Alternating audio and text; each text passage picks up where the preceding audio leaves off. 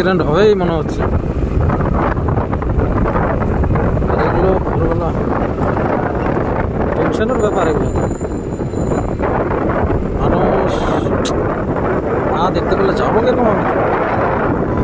আসতে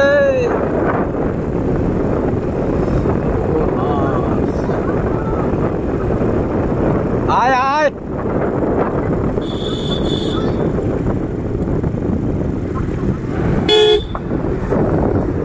আরে কুয়াশা রে, মানুষ মরবে এগুলো রে, এরকম কুয়াশা। ভোরবেলা যে কত অ্যাক্সিডেন্ট হবে এখানে, এতটি গাড়ি। ভাগ্যিস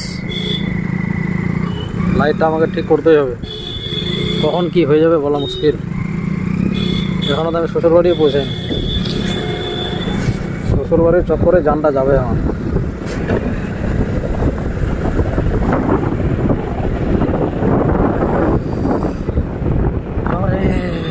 কোথায় টার্নিং, কোথায় কি বোঝাই যাচ্ছে না। চশমা দিয়ে কিছু দেখা যাচ্ছে, সাইডে দু সাইডে খাল গর্ত আছে, জীবন শেষ। এত না ভয় লাগছে যে সবাই গাড়ির পিছনে ধীরে ধীরে যাচ্ছে, সত্যি ভয়াবহ জিনিস। কেউ যদি জোরে বাইক চালায় ও 100% অ্যাক্সিডেন্ট করবে। আরও সামনে যে কি দেখতে হবে কে জানে। Mind blowing condition. গোটা রাস্তাটা এরকম মনে হচ্ছে দেওয়ার মাঝখান দিয়ে যাচ্ছে। ওদিক দিয়ে যদি কোনো গাড়ি আসে, টার্নিং কিছু বুঝে যাচ্ছে না, কোন দিকে কি বাঁক আছে না আছে, খুব রিস্কি। এরপরে আর রাত্রি 7টার পরে আর বের হবেই না। অবশ্য এখন 7:30 বাজে।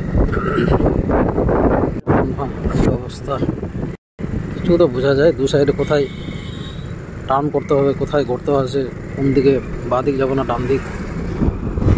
আমি ভুল রুটে চলে গেছিলাম, যাই হোক দেহাবন্দি সোজা কালিয়াগঞ্জের রাস্তায় চলে যাচ্ছিলাম। সামনের লোকটা দেখে তারপরে বুঝতে পারলাম ওই জায়গায় একটু ফাঁকা থাকছে, তারপরে আবার লোকটা পায় পিছনে নামলে আমি হারাই যাবো। কোন দিকে বাঁক নিতে হবে কিচ্ছু বোঝাই যাচ্ছে না।